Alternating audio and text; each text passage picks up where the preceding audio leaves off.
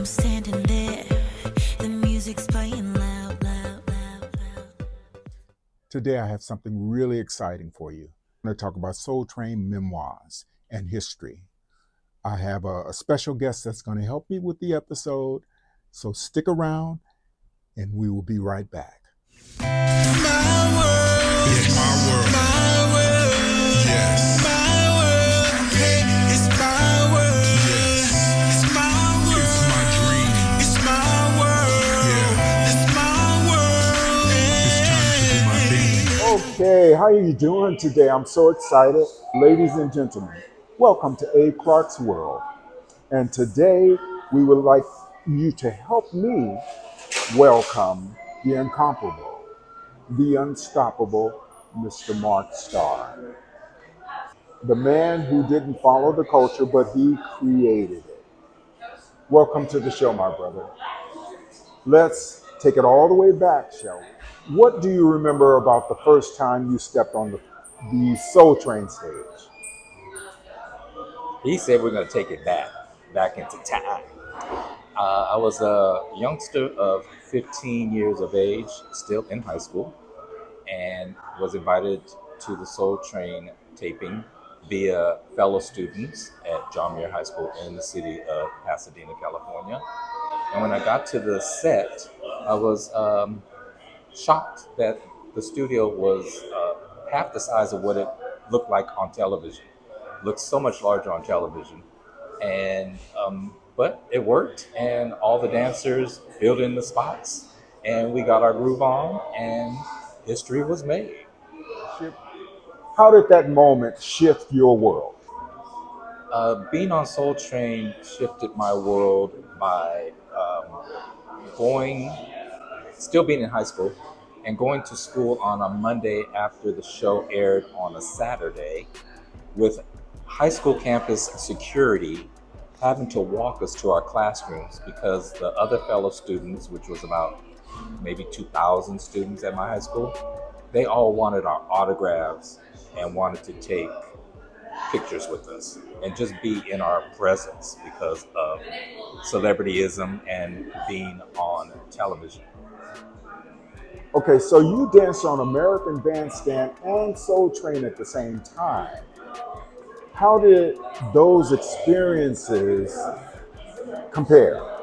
American Bandstand and Soul Train were two different television shows. I danced on both, yes. And American Bandstand was very American, like the word says, bandstand with Dick Clark being the host. It was mostly Caucasian hit makers at that time, except there was a couple of moments that were highlighted that I remember like it was yesterday, and that was the artist Prince. Yes, that man Prince.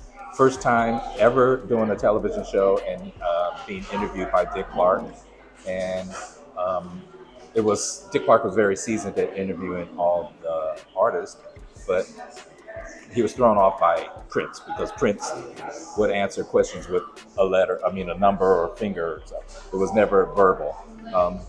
And American Bandstand, I got to do a couple of times spotlight dance, which was highlight 3 couples, as well as dance with my sister on the show. And the second show I danced on was Soul Train, which became, as we know, a global phenomenon. A number of highlights for me there were artists like El Green Live, absolutely ridiculously phenomenal to the train. Yeah. Something that can make you do wrong, make you do right. Yeah.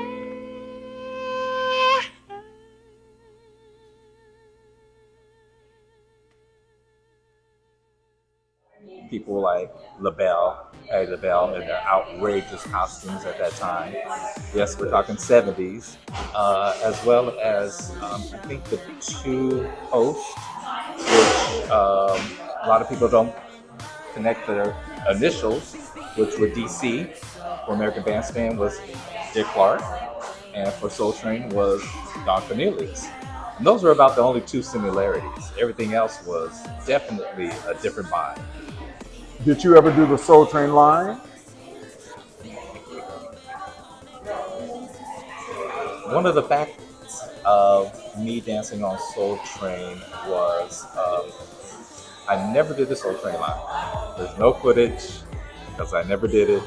Either it was done at the end of the day when we taped, so I was either hiding. We had bleachers there, like football bleachers, and I was hiding under the bleachers, or just fading in the back so I wouldn't be seen, or I would leave the studio early and never did the Soul Train line. But I did do the scramble board. And upon getting my Ultra Sheen, Afro Sheen cosmetic 1 year supply, um, it was a prize that I couldn't use because it was makeup, most of it wasn't my color. So I gave it to fellow high school students, and they loved me even more for it, being on Soul Train, and I gave them my prize. What pulled you into the whacking scene? I know that was a pretty big deal back in the day. What pulled you into that scene? And how did it shape your style of dance? It did. I wasn't really pulled into the scene. I was part of the creation of the dance. Back then in the '70s, I was a DJ at a nightclub called Gino's in Hollywood, and the kids came from all over the world. And it was called a juice bar because it was 15 and over. No liquor was sold unless you had a different hand stamp for 21 and over. And the kids were very creative. A lot of them were runaways because their family didn't agree with their lifestyle, their sexuality, orientation. And they came and they expressed themselves there on the dance floor fully, whether it's masculine, feminine, anywhere in between. And came up. A lot of them would dress with a certain style or costume, and they would use part of the costuming for their movement and move the coats in a certain way with the music. And this is way before there was Vogue or Madonna. It was called punking because back in the '70s, that lifestyle was called being a punk. And this was before whacking. The title of whacking became global and still is a huge phenomenon currently around the world, that style. From that, I learned that freestyling and was a different than couple dancing. I was doing a lot of couple dancing, swing dancing, and hustle. And I went and ventured into jazz class and ballet class, which furthered my dance capability, even allowing me to do a number of auditions for such people as Tony Basil. And I also got the chance to dance with Cher. Yes, that Cher. I got auditioned with her and danced with her. That was supposed to be for her stage show.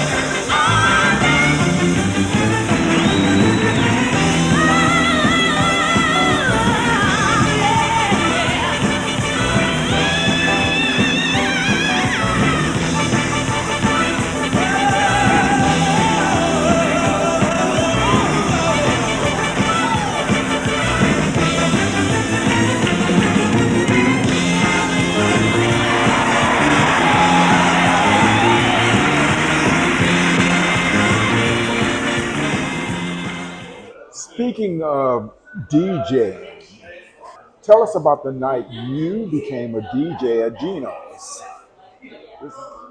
It was a Saturday night, and probably every Saturday night for a number of years, I was an attendee to dance and enjoy the music and the fellowship, the environment at Geno's 2 in Hollywood.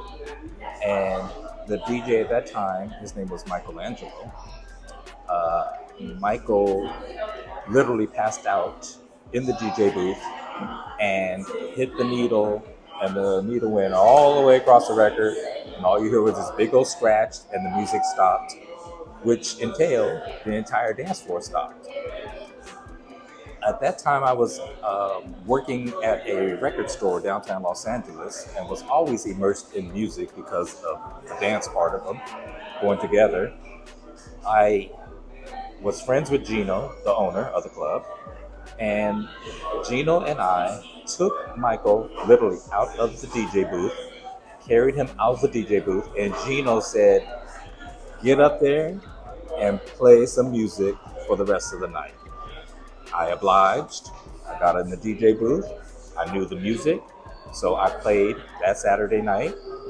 When I finished that Saturday night, I was hired to play at Gino's as the DJ every Wednesday and Thursday, which was lovingly called Black Night, because I would play a lot of the 70s R&B soul music, but well attended every Wednesday and Thursday.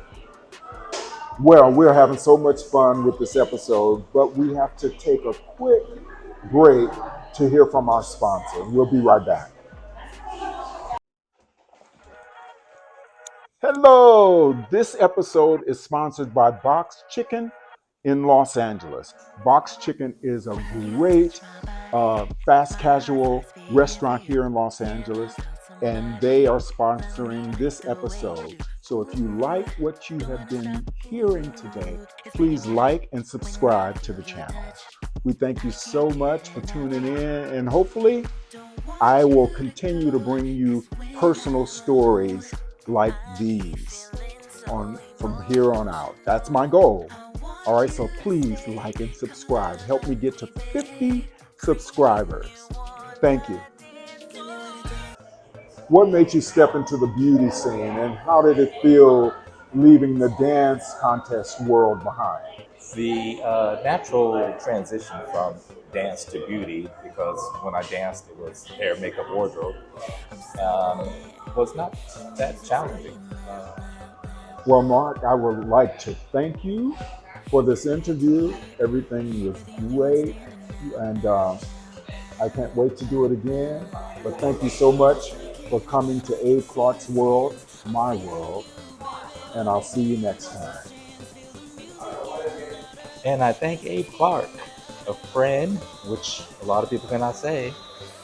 We've been friends since 1975, 76, and without any qualms. We've never had an argument. Imagine that. Not many people can say that they have friends in that longevity. And I'm grateful, and I'm appreciative, and always have a place in my heart for Mr. Abe Clark.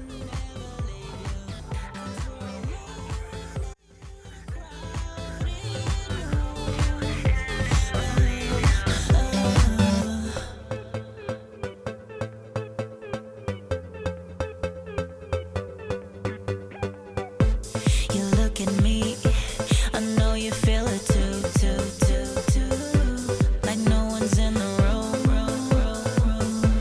like it's just me and you.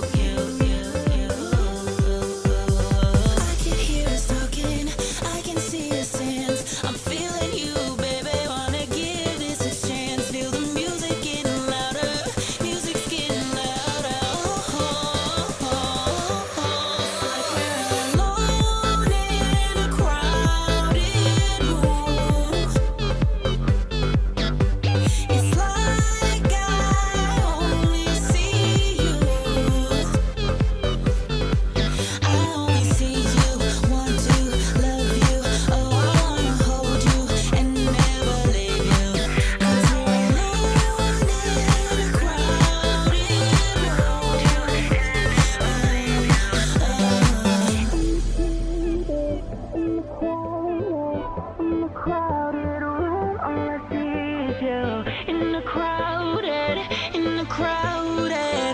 crowded room. All I see is you in the crowded